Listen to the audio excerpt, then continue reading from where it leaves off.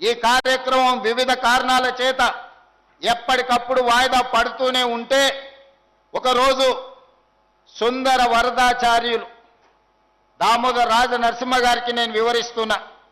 సుందర వరదాచార్యులు అంటే ఈ దేశంలోనే భారతదేశంలో గర్వించదగ్గ ఆగమ శాస్త్ర సలహాదారులు.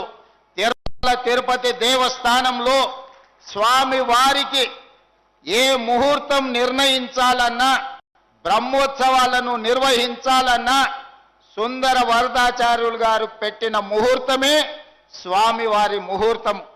స్వామివారి ప్రతిరూపమే సుందర వరదాచార్యులు.